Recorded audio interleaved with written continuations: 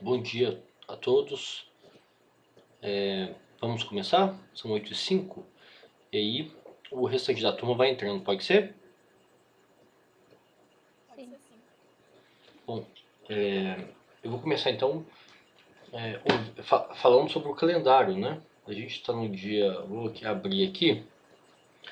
Hoje é dia 1º de março, né? Passou rápido, não passou, gente?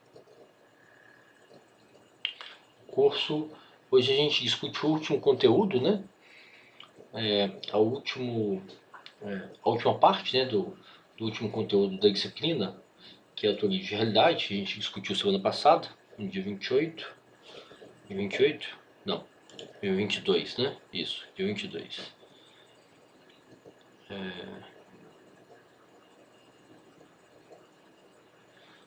E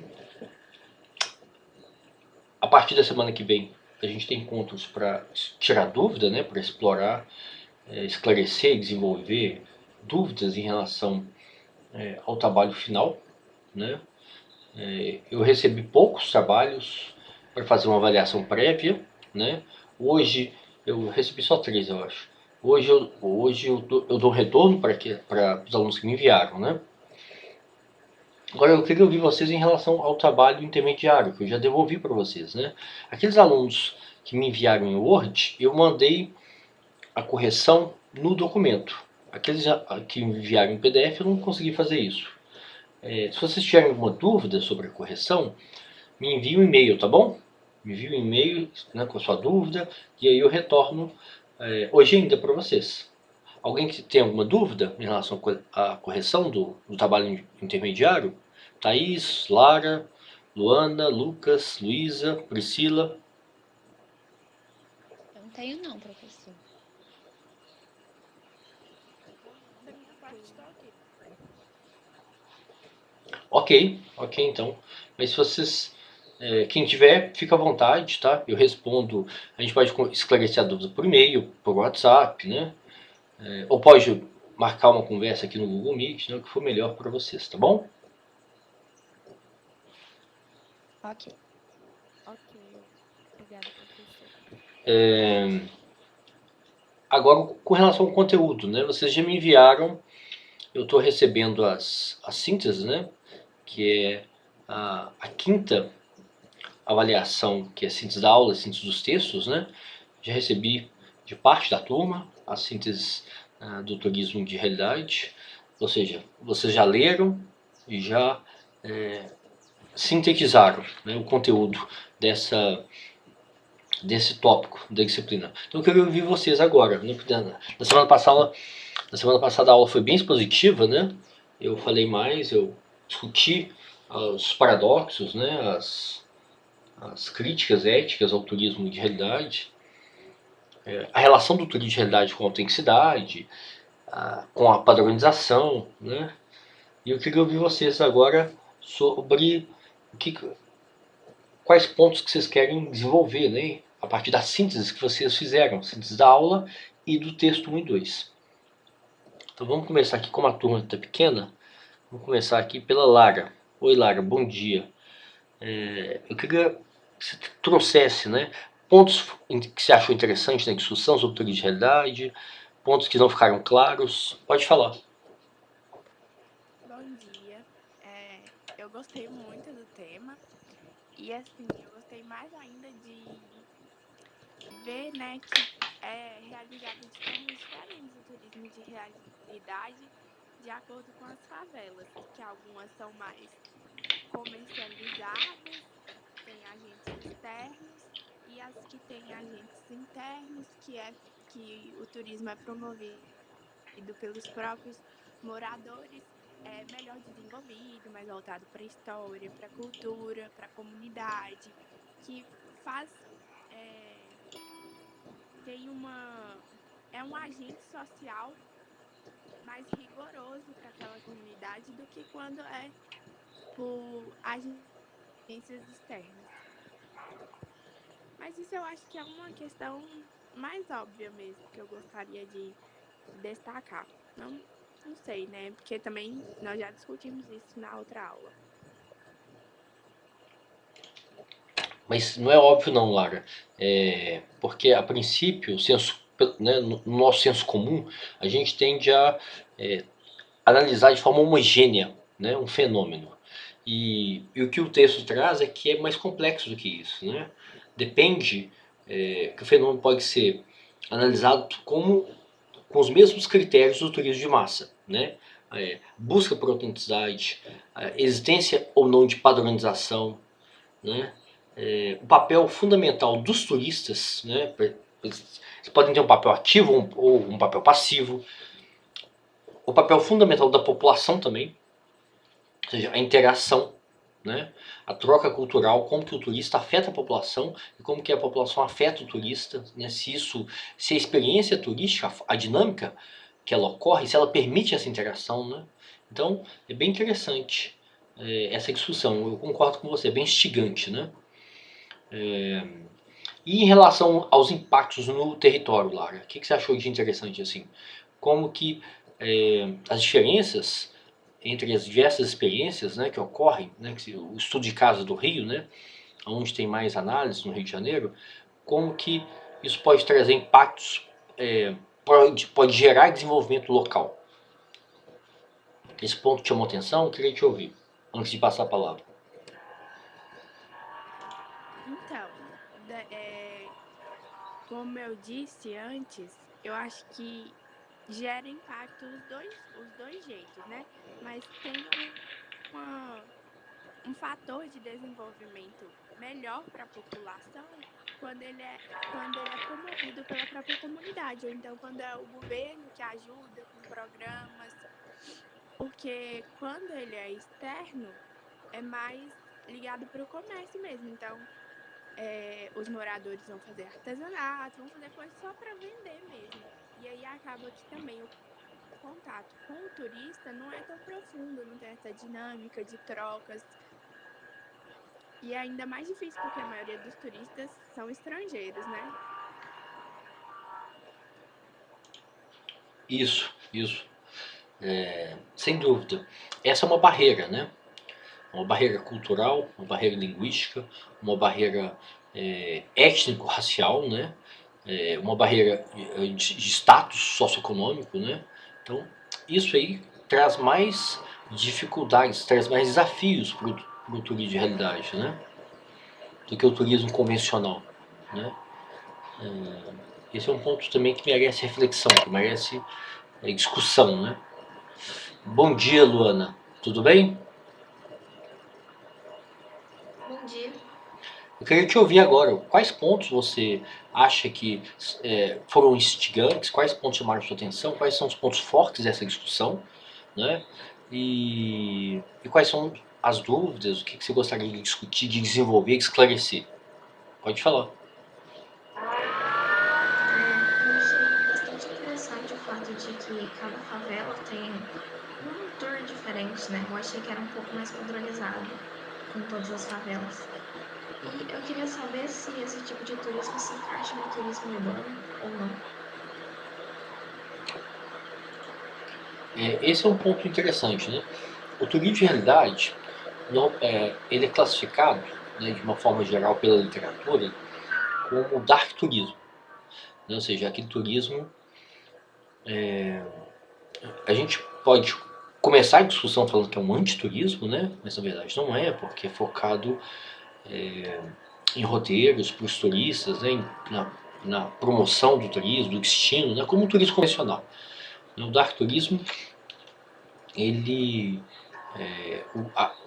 é uma categoria ampla, grande, né? Uma categoria geral que abarca diferentes experiências turísticas que tem como característica algum tipo de desconforto ou lidar com algum tipo de demonstração de violência ou de desigualdade, né, ou de tragédia. Então, por exemplo, um caso clássico de dark turismo muito estudado, né, são os campos de concentração e extermínio, né, na Segunda Guerra Mundial, dos governos fascistas, né, da Alemanha. Então, o turismo de realidade, normalmente, ele é estudado pela literatura do turismo, da literatura das ciências sociais, né, da sociologia, como dark turismo. Ou seja, ele vai contra aqueles atrativos convencionais do turismo, né? Os atrativos convencionais, que a gente já discutiu, que praia, sol, lazer, entretenimento, né? Então, aquela oposição clássica, né, entre a rotina, as cobranças, as regras, né, o controle que existe sobre o nosso tempo, nosso corpo, né? Então, o turismo de massa, ele é uma válvula de escape, né? Ele é promovido pela indústria, promovido pelas agências, promovido pelo marketing, pela publicidade, como uma válvula de escape desse controle excessivo, né, que existe sobre nosso tempo e nosso corpo. O tempo todo a gente está respondendo às nossas obrigações, né? A gente está preso na rotina, né? Então o turismo de massa funciona muito como um escape, um escapismo, né? E o turismo de realidade é entendido como uma inovação, né? Porque ele vai além desses atrativos convencionais, de entretenimento, de lazer, de sol, de praia, de natureza, né? Mas ele é focado no turismo, focado em roteiros, né? Focado... o turismo urbano, ele é mais focado na apropriação do morador, né, que o turista também busca se apropriar dos espaços, dos territórios da cidade, né? Então, essa é uma diferenciação importante do ano, né? O turismo urbano, ele está mais focado, ele não está preocupado com deslocamento, não está preocupado com serviços, né, do turismo, hospedagem, alimentação e etc. Ele depende menos do mercado, né? Ele depende muito da promoção a partir de políticas públicas, né, municipais, estaduais, em fazer a população circular dentro do território, né? Aquela discussão que a gente fez sobre Belo Horizonte. Belo Horizonte é uma cidade que tem muitos atrativos e que grande parte da população não se apropria, não tem referência, né? Então o turismo urbano está focado nisso. E o turismo de realidade não, o turismo de realidade, tanto é que o público, o perfil do público do turismo de realidade são turistas estrangeiros, né? Então é um turismo, desse ponto de vista, ele é muito convencional, né?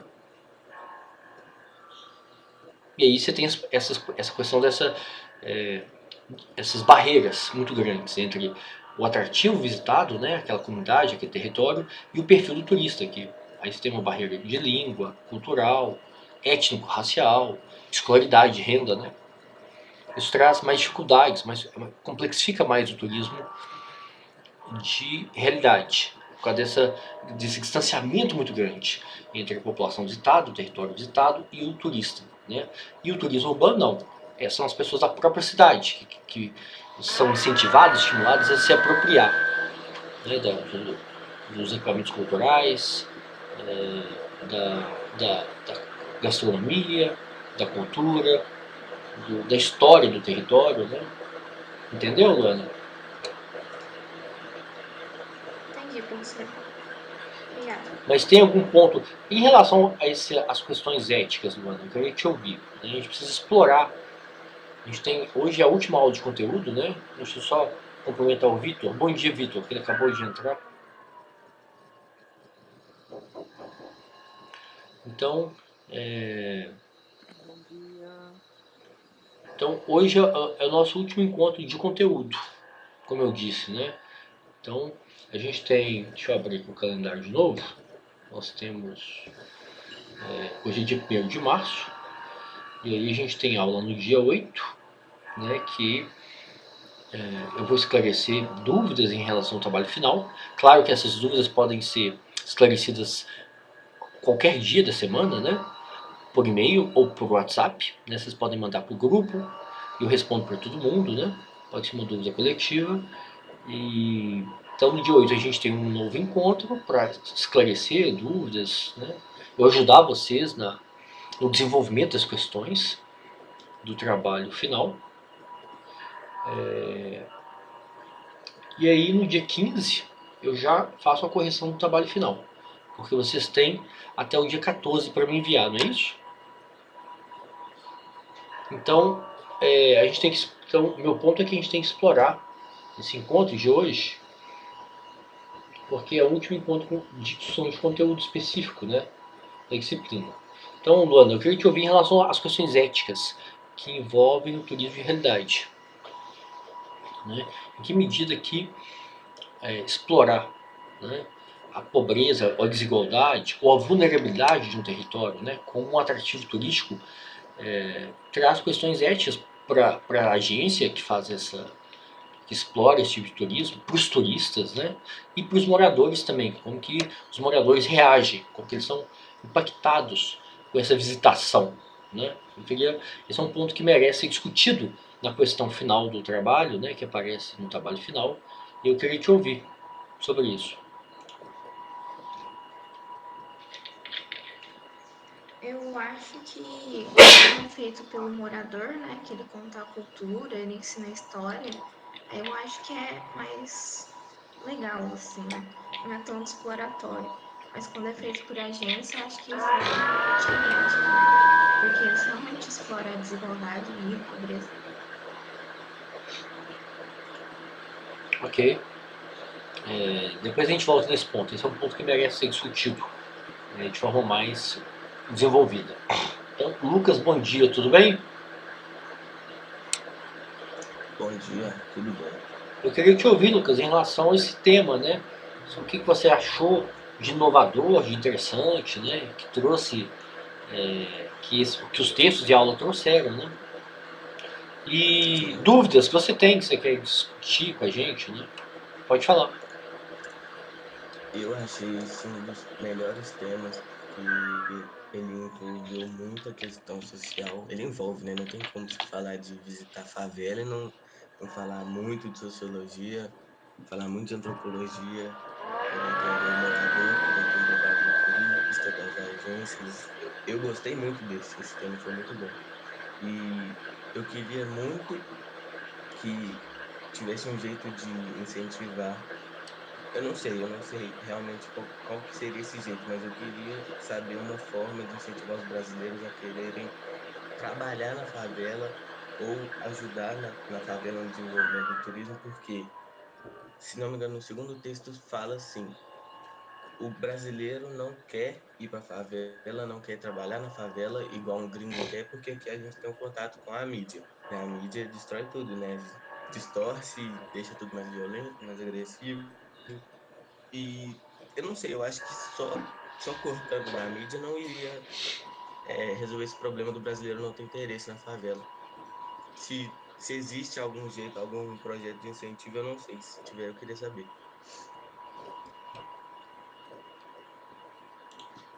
Entendi. Esse é um ponto que a Luísa aqui colocou no chat. Aqui, deixa eu ver o que. Mas eu acho que ajudaria bastante. Você quer desenvolver, Luísa? Fica à vontade, pode falar. Eu acho que a mídia é uma questão demais que passa essa visão pra gente. Eu, assim, eu não sei muito sobre o tema, infelizmente não li nada ainda sobre como que funcionaria e quais são as políticas públicas que envolvem isso. Mas eu acho que a mídia, do jeito que ela mostra a favela, e uma pessoa que não tem contato, igual eu comentei na aula passada, aqui em Itaúna, a gente tem um bairrozinho violento que tem um pouquinho de venda de droga e não tem porte de arma, não tem essas coisas. Quando a gente chega até em BH, que as favelas não são tão grandes, a gente já assusta bastante porque o que a mídia passa de uma favela, a gente fica com receio, a gente fica com o pé atrás. Então, eu acho que a mídia já ajudaria bastante. Vamos fazer um evento na favela para vocês conhecerem um pouquinho mais da cultura de lá, porque é diferente. Então, eu acho que já ajudaria bastante fazer uns programas diferentes, sei lá, Globo é o maior canal do Brasil. Fazer sei lá, domingo à tarde, fazer uma propaganda, passar uma propaganda, alguma coisa incentivando.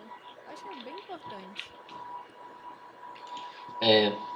esse ponto que o Lucas e que a Luísa destacaram, né, ele é central para a discussão sobre de realidade, né? Ou seja, a gente tem um imaginário coletivo, né, sobre a favela que é muito homogêneo, né, que trata os territórios como se eles fossem todos iguais, né? Então, eu enfatizei isso para vocês na aula anterior, né, que Belo Horizonte tem mais de 100 territórios, mais de 100 aglomerados, mais de 100 favelas, né?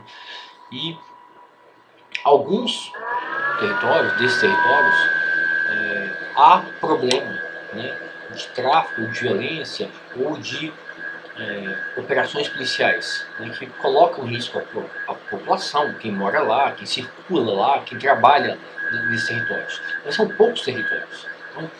Então, o imaginário coletivo que a gente tem das favelas é muito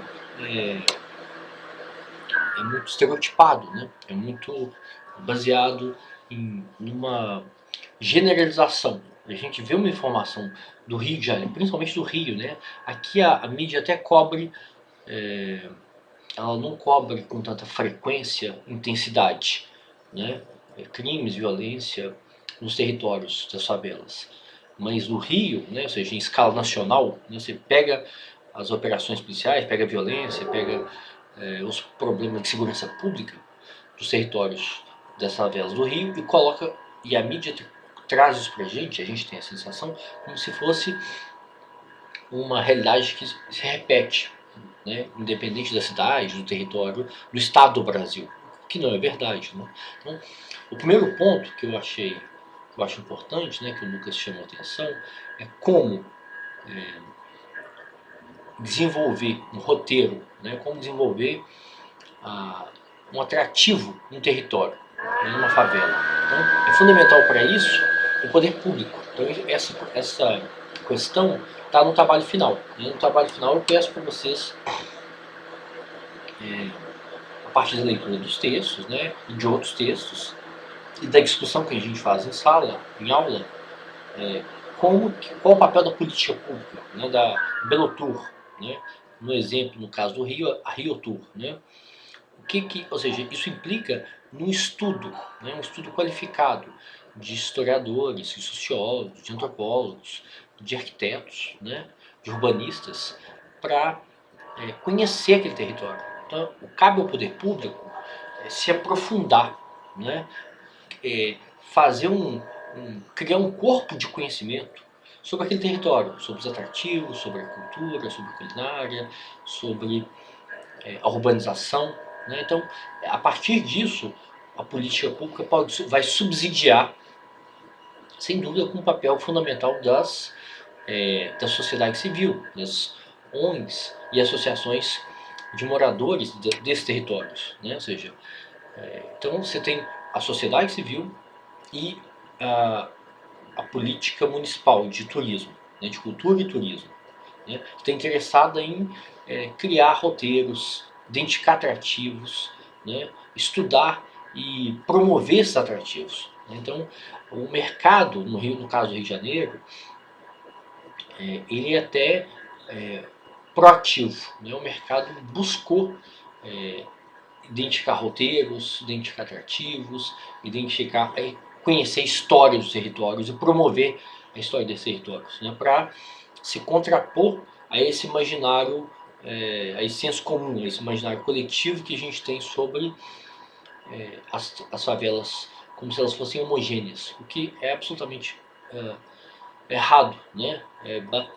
A gente não pode se contentar com isso, né, em reproduzir estereótipo, clichê, preconceito, né, de um território, pegar um problema de uma favela no Rio e colar, né, sobrepor sobre a história de territórios do próprio Rio de Janeiro, né, de outros territórios ou de outras cidades, né. Isso é um erro assim crasso que a gente faz, e a mídia ela reforça esse erro da gente, esse erro, né. Agora é fundamental um movimento social desses territórios, né, para dar visibilidade para o território. Né? Talvez um ponto central, talvez um dos conceitos centrais do turismo de realidade seja visibilidade. Né? Visibilidade de atrativos, né? Visibilidade da história, visibilidades de roteiros, né? Que um aglomerado, uma favela pode criar e desenvolver, né?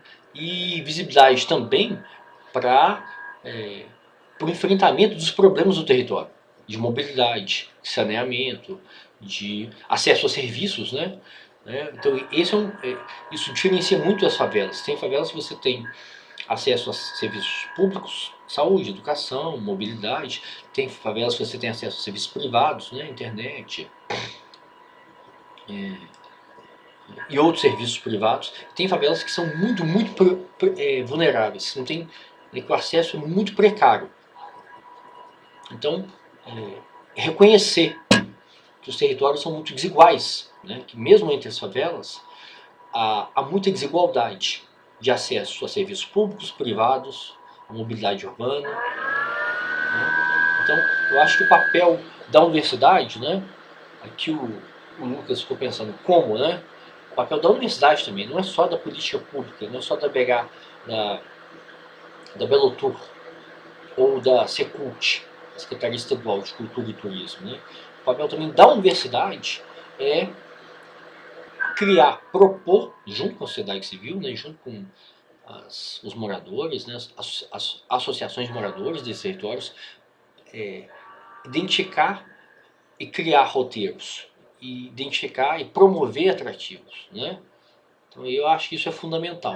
Eu acho que isso seria um avanço, né, em relação ao turismo convencional, né, em Belo Horizonte. Então eu acho que cabe aos professores do curso de turismo, aos alunos do curso de turismo, a Belotur, né, que é a empresa municipal de turismo, a Secult, a Secretaria de Cultura e Turismo do Estado, né, o governo estadual, promover o turismo de realidade em Belo Horizonte. Né? E aí os alunos podem participar desse campo novo. Né? Então eu acho isso fundamental. Né? Eu espero com essa discussão fomentar nos alunos, né, para que isso aconteça, né, em estágios na prefeitura, né, estágios na Secult, no Estado. Né, os alunos do curso vão para a prefeitura e vão para o Estado. Né, então vocês podem fomentar, discutir, propor. Né. Ok, Lucas? Mais algum ponto que você quer discutir, que você quer desenvolver? Pode falar. Eu acho que por agora não, mas se for surgindo eu falo. Ok, Lucas. Então vamos seguir aqui. Professor, Pode falar, Priscila, pode falar. sim. Queria só ter certeza se vocês estavam me ouvindo. Eu queria puxar um gancho aqui dentro do que a Luísa Fonseca comentou, né? Como que a mídia ela pode interferir no imaginário coletivo.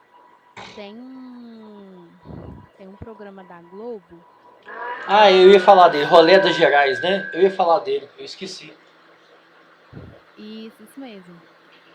Eu assisto, passa todo sábado, né? Eu assisto ele. Vocês já viram, gente? Além da Priscila? Eu não. Qual que é o nome de novo? Pode falar, Vou mandar o Priscila. link aqui pra você. Manda o link, mas pode falar, eu te interrompi. Isso. É um programa que chama Rolê nas Gerais. Aí, dia de sábado, geralmente eu trabalho, né? Eu pego de 10 até a hora que Deus quiser. Mas quando eu tô em casa, eu faço muita questão de ver. Porque é um programa que retrata a realidade da favela com muita autenticidade, né, professor? Assim, passa sábado à tarde, eu acho que é 1 hora, eu acho 2. É um programa bem interessante, sim. E ele mostra como que os territórios são diferentes, né? Como que eles têm atrativos diferentes, tem a história do território, é muito interessante, sim. Aí eu acho que seria interessante para os colegas assistirem, também ter contato com esse tipo de conteúdo, uma vez que está vinculado aqui com o curso de turismo, porque ele retrata, tipo assim, como que é a vivência na favela, como que é o trabalho na favela, como que a favela interpreta a questão da arte, da cultura, né, a relação de favela e asfalto, né, o relato de preconceito dos moradores. E é muito interessante, eu gosto muito.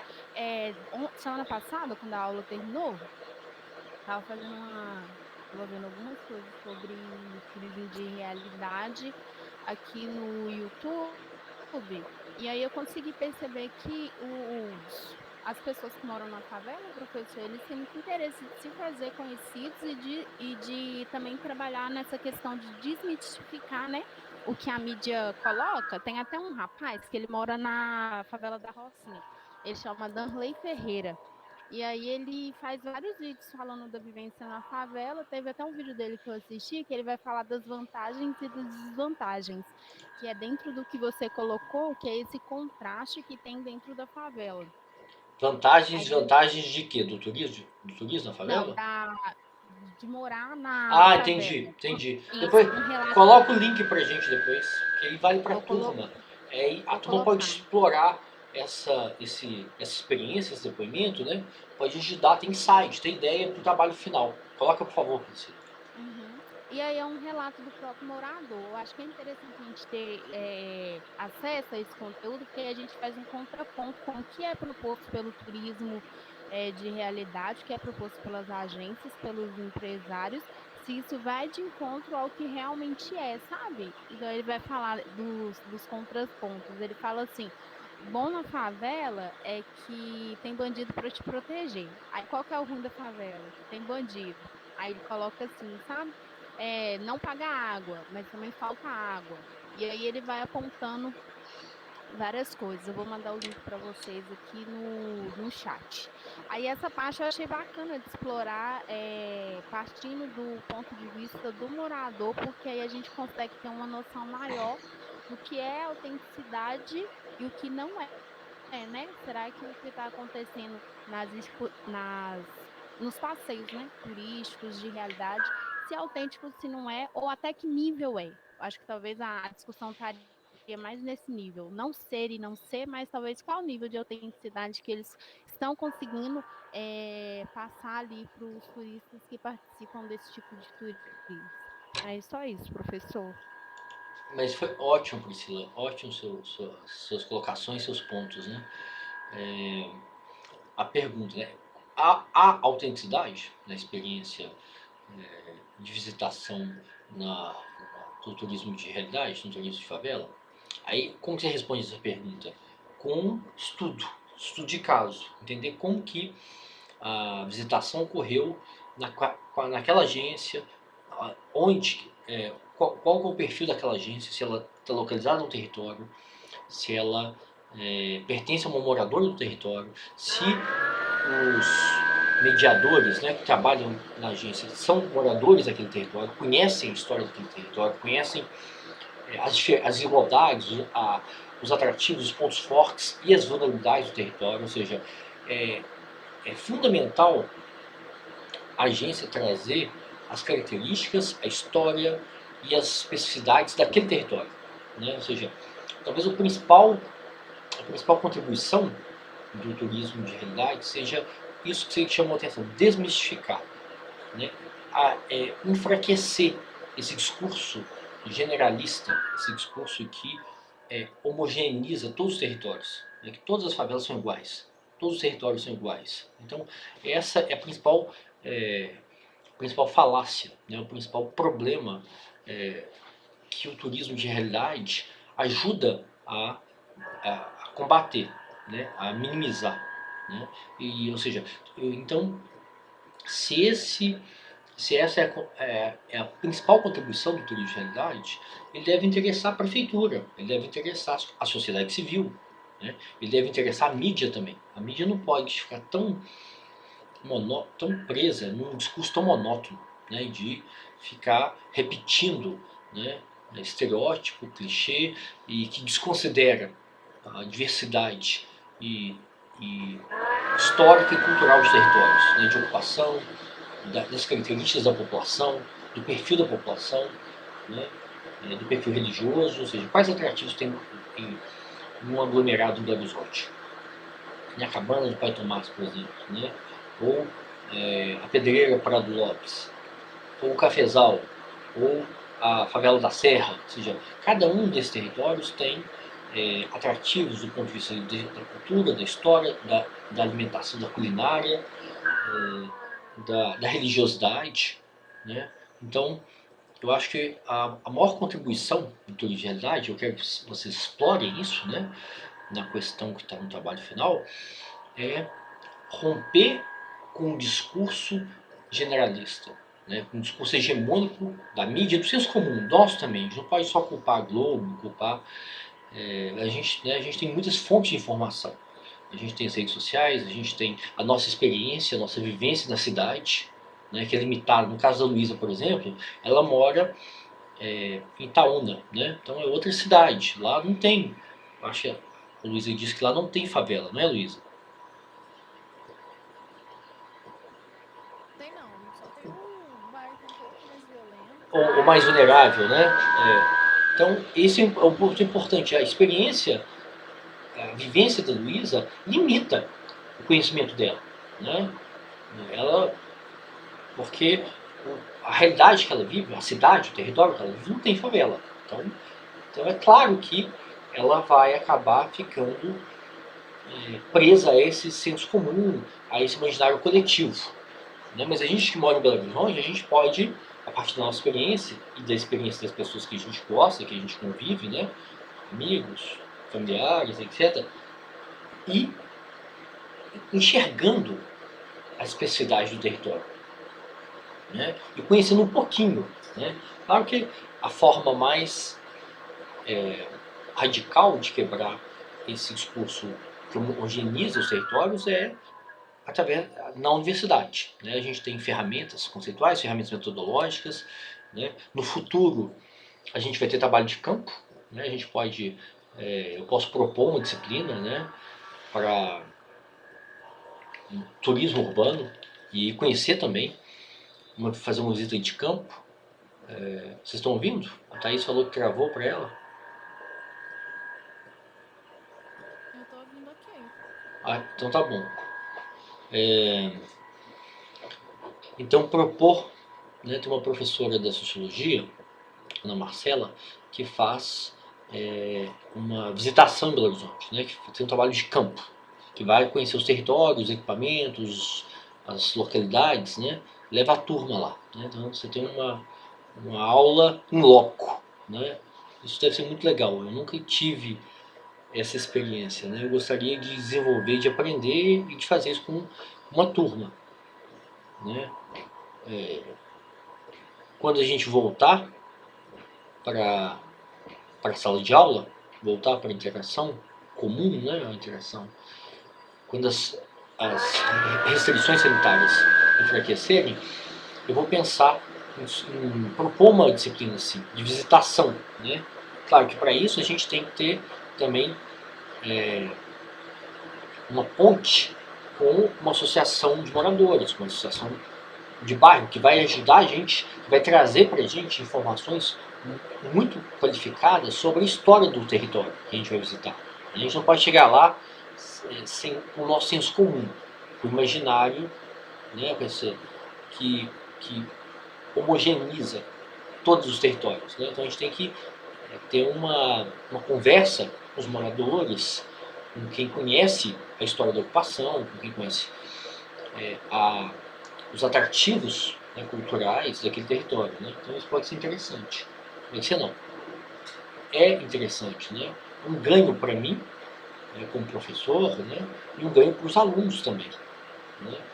Então eu acho que a gente tem que, na universidade, a gente tem que romper com essa falta de visibilidade das favelas, dos territórios, romper com um discurso generalista, né, que homogeneiza os territórios como se eles fossem uma coisa só, como se eles fossem iguais, como se não houvesse diferença e desigualdade entre as favelas de Belo Horizonte, né, diferença de tempo de ocupação histórico, né, o perfil da população, o acesso a serviços públicos, a serviços privados.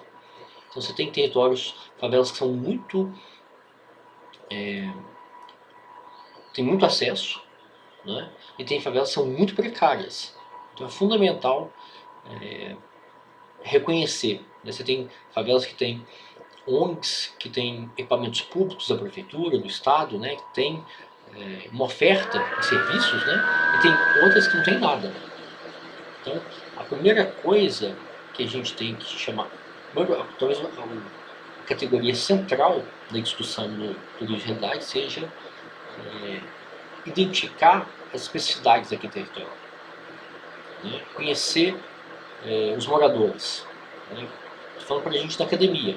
E aí a gente pode ajudar o poder público, né? Pode ajudar a prefeitura, a Belotur, pode ajudar a Secult, o governo estadual, a fazer esse movimento, né? De conhecer as especificidades do território e construir roteiros, identificar atrativos e divulgar esses atrativos, né?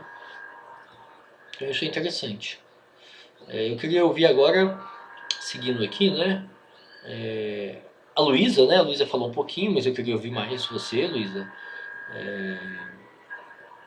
Pode falar sobre esses pontos, né, que a gente está discutindo, né? Eles já falaram as coisas importantes que eu vou deixar, mas eu tenho uma dúvida. Pode falar. Porque o turismo normal, ele Vamos chamar de turismo convencional. esqueci o OMT. Vamos chamar de turismo convencional. Porque senão a gente fala turismo normal e turismo anormal, porque não existe isso, né?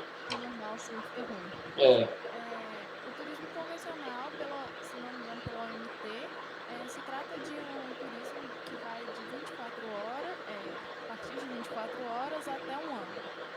O turismo de realidade, ele tem um tempo para ser considerado que você fez um turismo de realidade ou não? o turismo de realidade, o parâmetro do turismo de realidade, a partir do perfil dos turistas, né, ele é muito, ele está dentro dessas definições, dessa convenção da Organização Mundial do Turismo, né? Então, o turista, como ele é estrangeiro, então ele fez um deslocamento longo, ele vai permanecer na cidade ao menos 24 horas, 48 horas, né?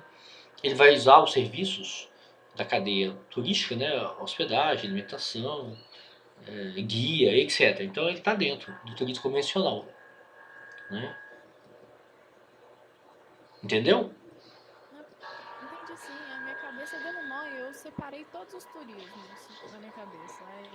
Mas ele é bem convencional. O turismo de realidade é que não depende desse parâmetro. O turismo de realidade, por isso que eu chamei a atenção, chamei o turismo de realidade de antiturismo, né? Porque, desculpa, o turismo urbano de antiturismo, porque ele depende menos, ele não depende do mercado, né? Ele depende mais da promoção e incentivo de políticas públicas, né?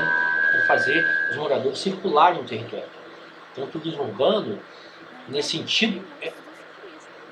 Dependendo da autenticidade que eles conseguirem ficar um dia ou uma semana passando por lá, vai ser o turismo de realidade urbano. É basicamente isso que eu tenho para falar. ok. Ok, Luísa, obrigado. Eu queria ouvir agora a Nívia, que acabou de entrar. Bom dia, Nívia, tudo bem? Bom dia, estão me ouvindo, professor? Sim, estou te ouvindo bem. A gente está discutindo esse último tema da disciplina, né, que você entrou agora, que é o turismo de realidade, que hoje é a nossa última aula de um conteúdo, né? Um conteúdo novo. E eu queria ouvir o que chamou sua atenção, né? O que você achou de inovador nessa discussão do turismo de realidade? Do turismo de realidade ou na discussão? Não, nos textos, na aula, né? Esse Sim. tema, né? Sim, Dúvidas também que você quiser trazer, fica à vontade. ótimo. Eu não sei exatamente desse algo inovador, mas o que me chamou muita atenção foi a discussão sobre se é autêntico ou não, porque em um texto fala, né, que vai do autêntico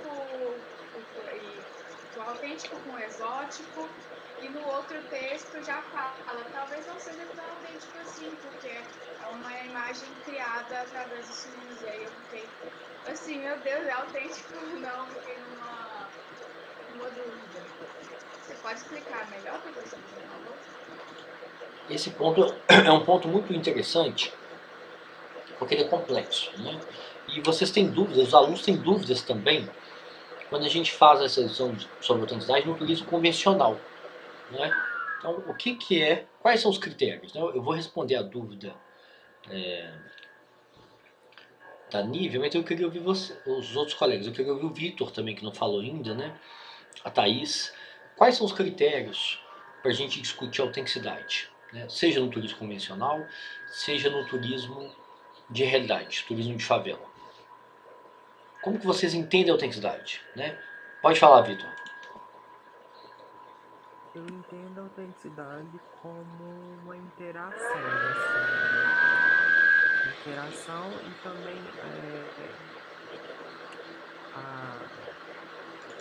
a forma como a pessoa está disposta, o turista, né, o visitante está disposto a viver a experiência ali,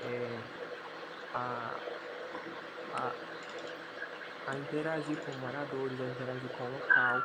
Eu acho que a autenticidade é realmente relativa e até às vezes meio que pessoal, assim, sabe? Você pode ir num determinado lugar e ter essa autenticidade, sabe? Aprender, emergir no local, na cultura ali. E às vezes você pode ir nesse mesmo local e só meio que passar por ali, não acrescentar nada para você. Mesmo você visitando e tal.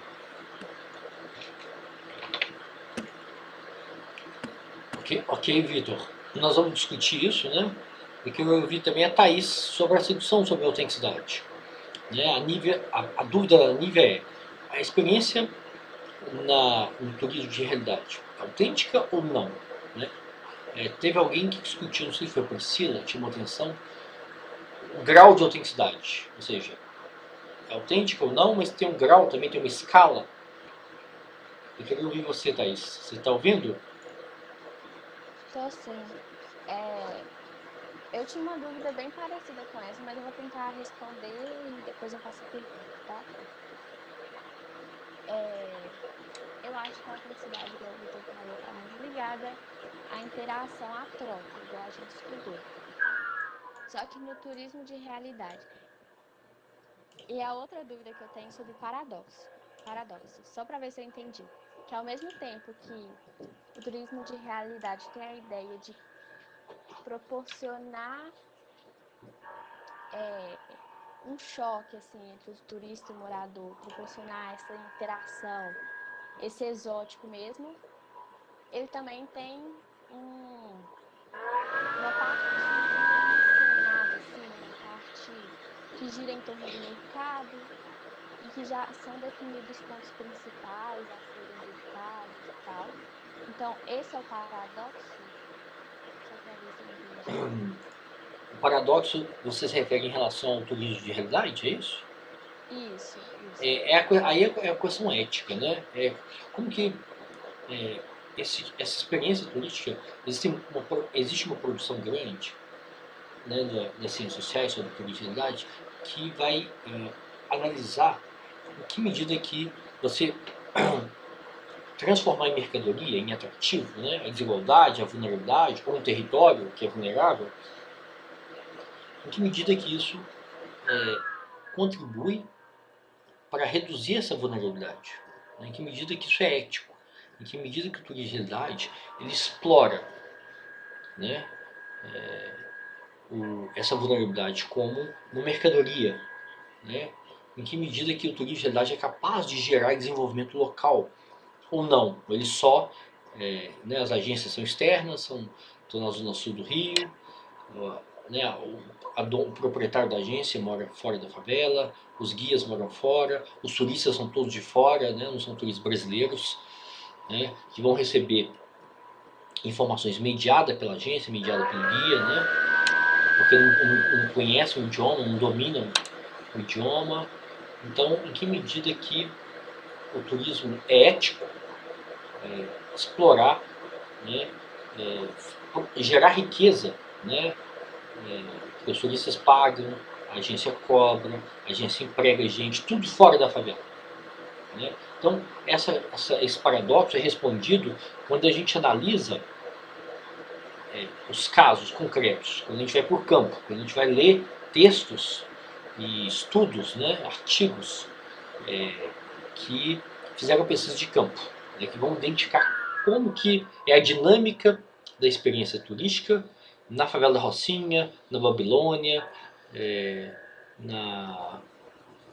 nos outros territórios do Rio de Janeiro, né? Então são todos iguais? Não são iguais, são diferentes, né? Então você tem uma forma de visitação, uma forma de conhecer o território na Rocinha, você tem uma outra forma na Babilônia, que a agência é na favela, que a dona da agência é moradora da favela, os guias que vão fazer essa intermediação com o turista e o território, né, são moradores da favela, ou seja, eles vão trazer as especificidades e as características próprias daquele território. Então, para responder essa pergunta sua, a gente tem que ler textos que fizeram trabalho de campo e que mostraram para a gente que a forma de acesso do turista a esses territórios, né, a experiência turística no turismo de realidade é muito diferente. Ela pode ser altamente padronizada, não ter nenhum impacto no território, desenvolvimento, interação, né, quase como uma bolha.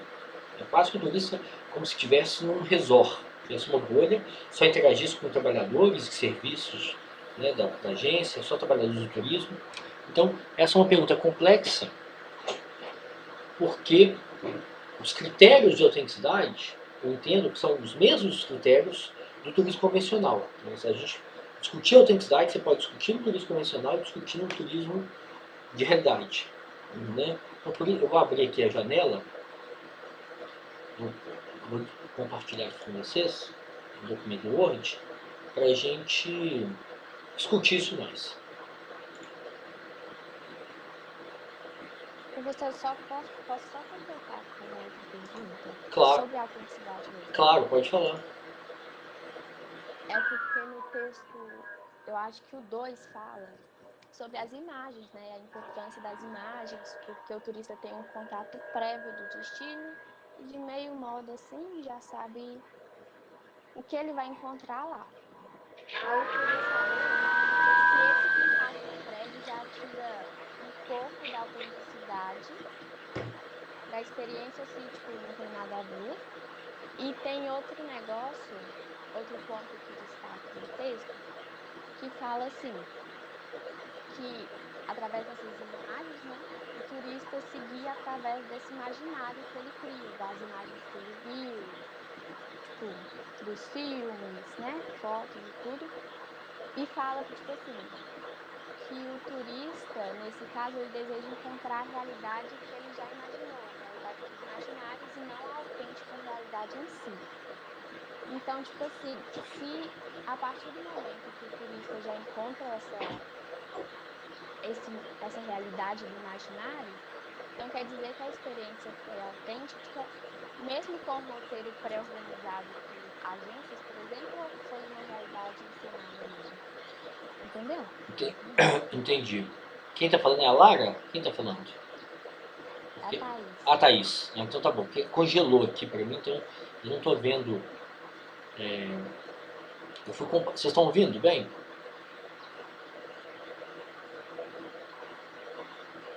Oi, gente, vocês estão ouvindo? Estamos sim. Tá bom. Sim. Tá bom. Porque eu fui compartilhar um arquivo aqui com vocês, um doc, e aí deu uma travada aqui na imagem, mas tudo bem. Então, o que eu estou... a discussão sobre autenticidade é importante, porque a gente tem que ter critérios, né, critérios seguros para a gente fazer essa discussão. Né, porque, às vezes, é comum, na verdade, eu ler nos textos de vocês, nos trabalhos, na síntese, ou no trabalho intermediário, né, e de outras turmas também, no trabalho final, né, que vocês se pautam por um critério estritamente subjetivo. Então vocês falam assim, não, a subjetividade do turista que vai definir se é autêntico ou não para ele. Né? Então a gente não pode só se pautar no critério subjetivo, né? Eu acho que isso não ajuda a discussão. Eu acho que a gente tem que se pautar por critérios objetivos também. Então, quais são esses critérios objetivos, né, que o Vitor chamou atenção, que a Thaís chamou atenção também, e outros alunos também, né, que, por exemplo, se há interação, né, se há então uma experiência turística no turismo de realidade, né, uma visita em uma favela de Belo Horizonte ou do Rio, né, ela pode ser mensurada se há autenticidade ou não, e o grau de autenticidade, se houve interação, se o turista interagiu, conversou, se quem disse para ele sobre aquele território foi uma pessoa que mora no território, né, e não só o guia, não só o guia que faz essa mediação, né. Então, esse é um ponto, é um critério objetivo e é fundamental, né? Se há interação, se o turista, se a interação dele não se esgota só nos trabalhadores do setor turístico, se há uma interação com quem conhece o território, com quem vai trazer experiências e vivências específicas daquele território, né? Outro ponto importante também, outro critério objetivo, né, é a autonomia. A autonomia do turista em circular naquele território, né, do ponto de autonomia espacial e de tempo, né. Se o turista pode ficar naquele território o tempo que ele quiser, à medida que a interação acontecer, né, ou se ele está preso num roteiro rígido. Também teve alguém que sacou isso também, não sei se foi a Luana. E, gente, vocês estão ouvindo bem?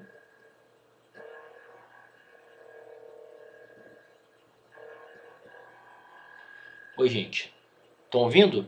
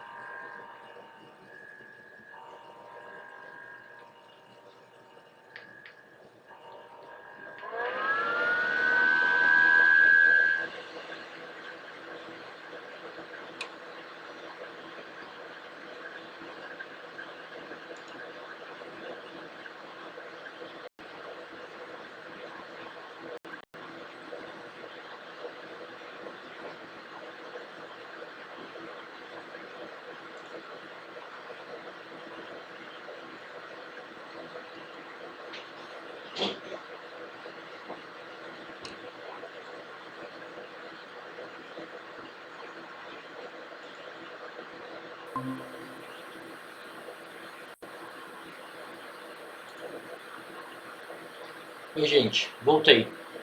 Tudo bem? Estão ouvindo? Tudo certo. Então tá bom. Porque eu fui compartilhar um arquivo, um doc com vocês, e aí travou tudo. E aí caiu. Mas eu não sei até a parte que eu estava falando, até onde vocês conseguiram ouvir, né? Mas eu estava destacando né? Quais são os critérios objetivos para a gente mensurar o grau de autenticidade de uma experiência turística. Seja uma experiência convencional, seja uma experiência como turismo de realidade.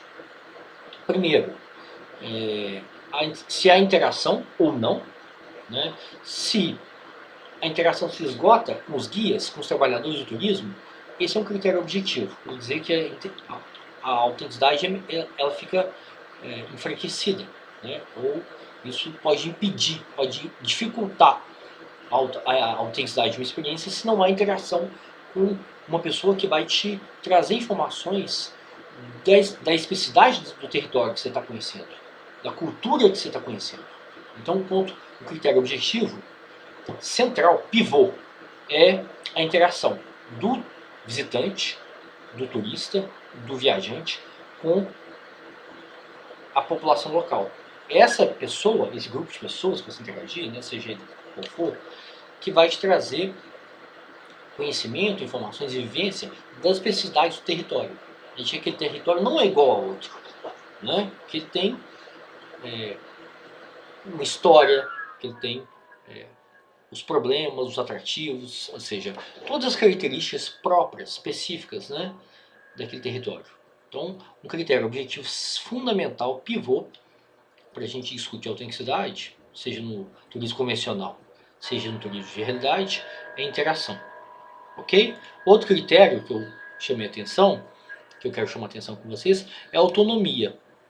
Autonomia para escolher o destino, ou seja, não depender de uma agência, não depender de um roteiro fixo, né, de um roteiro convencional, autonomia para escolher o destino, autonomia para circular no destino, autonomia espacial, né, não ir só na Torre Eiffel e voltar, não ir só naquele atrativo, que é um cartão postal, todo mundo tira foto, né, tem 1 bilhão de fotos da praia, 1 bilhão de fotos do Cristo Redentor, 1 trilhão de fotos da Torre Eiffel, ou seja, autonomia para circular, para conhecer lugares novos, né, lugares que não estão previstos no roteiro rígido, e autonomia de tempo. Né, ou seja, eu posso ficar mais tempo nesse lugar, né, se a interação fluiu, se eu conheci gente nova, se isso mudou a minha programação, ou seja, eu tenho uma abertura para mudar meu tempo, meu deslocamento no território, ou não, é tudo rígido. Tudo feito por uma agência. Você tem que ficar 4 horas, 1 hora numa igreja, meia hora numa vista, mais meia hora num mercado, né, mercado central, para fazer compra. Ou seja, se for tudo muito esquemático, muito rígido, isso dificulta a autenticidade. Né? Então, se o turista ou viajante tem autonomia na escolha do destino, né, se o turista ou viajante tem autonomia sobre o deslocamento no território, no destino, se o turista ou viajante tem autonomia no tempo que ele fica naquele destino, naquele território, pode ficar mais ou pode ficar menos, pode estender a viagem, se há interação com a população local, né, se a interação não se esgota só nos trabalhadores, né, e se há algum grau de imprevisibilidade naquela experiência. Né. Se você vai ficar 3 dias na cidade, para conhecer roteiros rígidos, para comer em lugares pré-definidos, né? Ou seja, você não está sujeito a nenhum tipo de imprevisibilidade, nenhum tipo de conhecimento novo. Né? Então, esses critérios ajudam a gente a pensar e analisar experiências concretas. Seja experiências do turismo convencional, seja experiências do turismo de favela, do turismo de realidade. Então, respondendo a pergunta da Nívia, a sua dúvida, Nívia, é se há ou não autenticidade de uma experiência de turismo de realidade, é isso?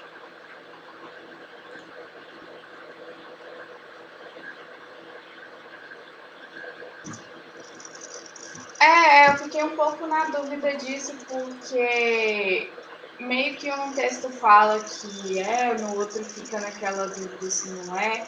Aí eu fiquei com essa dúvida mesmo, é isso mesmo. Então, para a gente responder essa dúvida, que é uma pergunta simples, mas que exige uma resposta complexa. As perguntas mais fáceis são as mais simples, né? Mas também podem exigir respostas complexas. A gente tem que estudar a experiência, a gente tem que ter informação de campo, né? Então a gente tem que ler estudos e publicações que trouxeram informações do morador, do turista, da agência, da política pública sobre a visitação naquele território.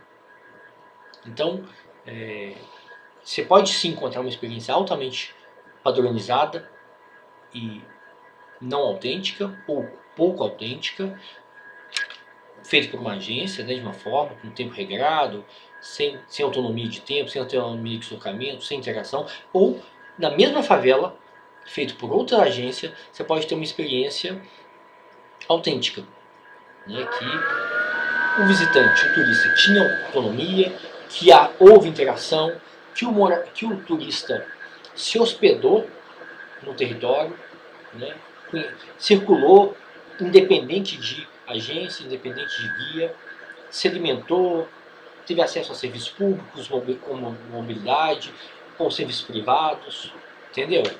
Então, essa pergunta simples sua, na verdade, exige uma resposta complexa.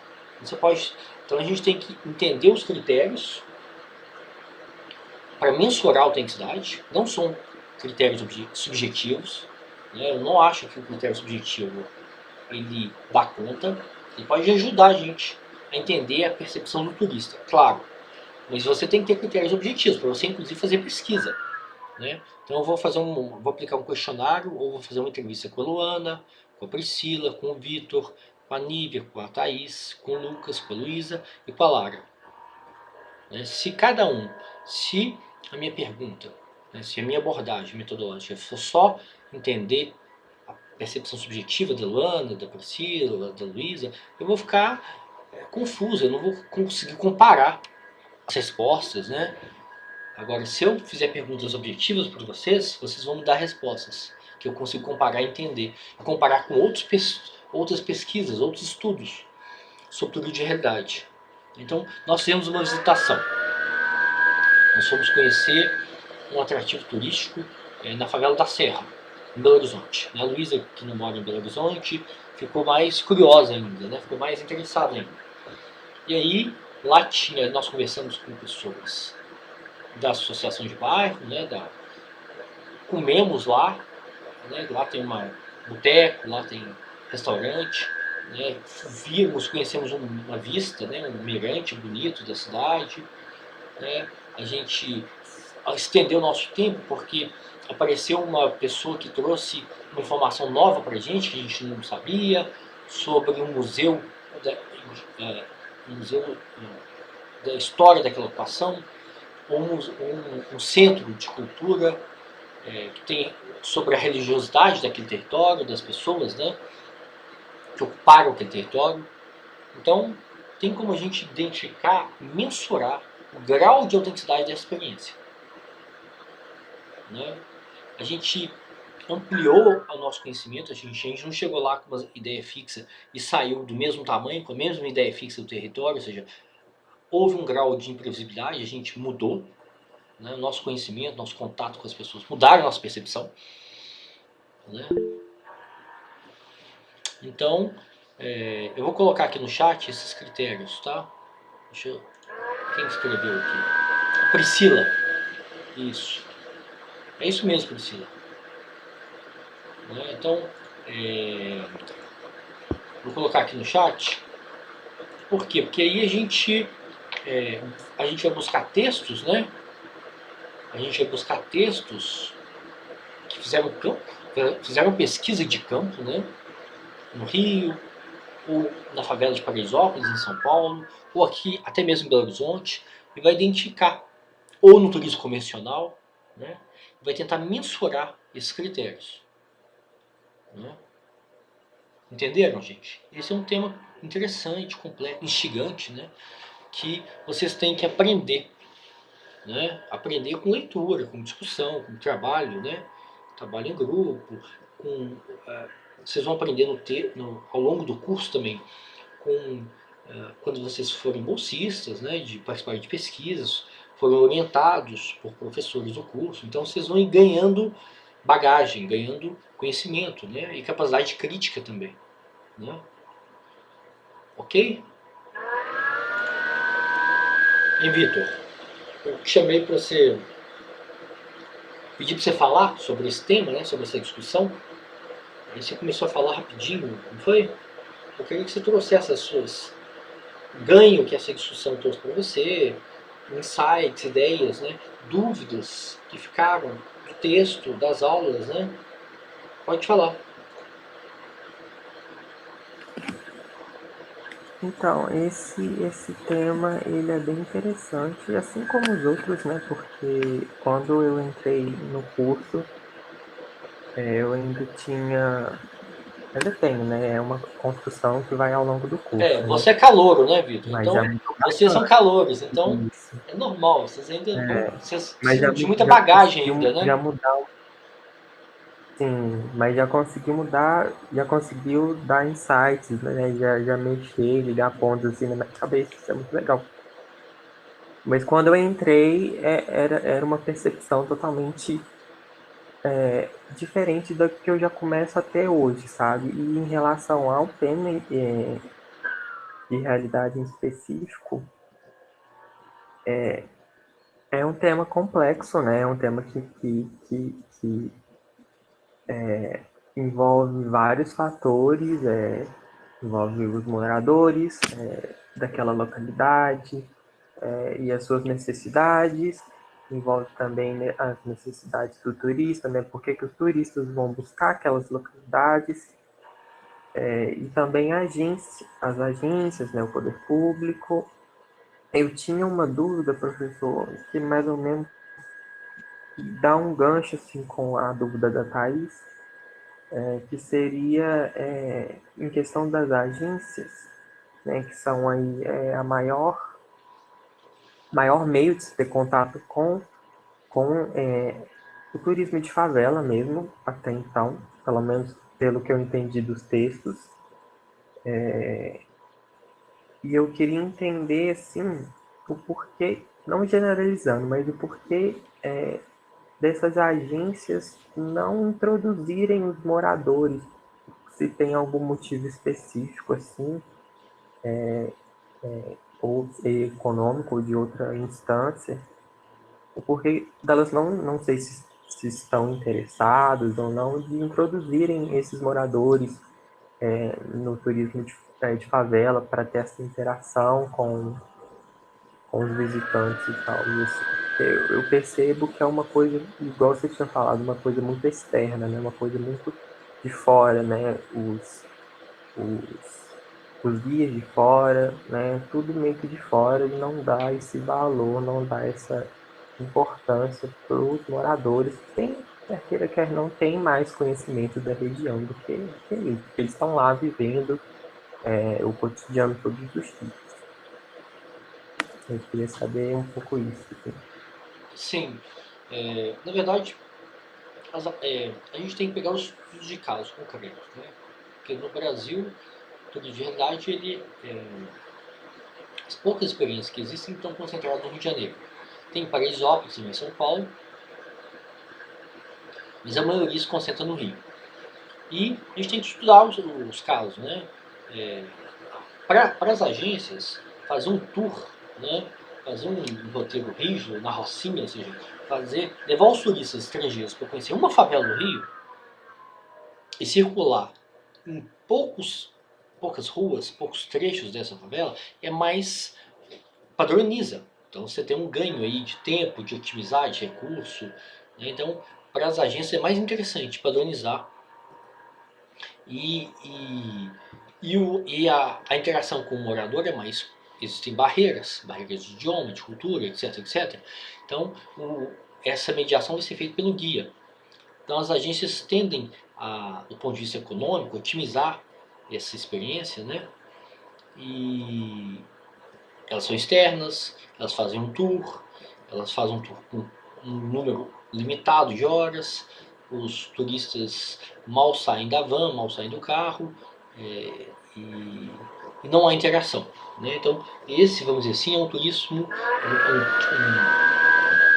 uma experiência de turismo de realidade altamente padronizada. Então, muitas agências vão priorizar isso, porque é mais, do ponto de vista econômico, do ponto de vista, o ganho é maior, mais rápido, mais prático. Outras agências vão incentivar o turista a ficar no território, né? Se hospedar lá, se alimentar.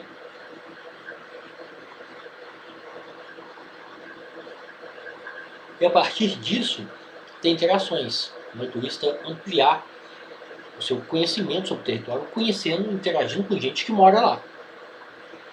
Então a gente tem que comparar, né, os roteiros, comparar as experiências das agências.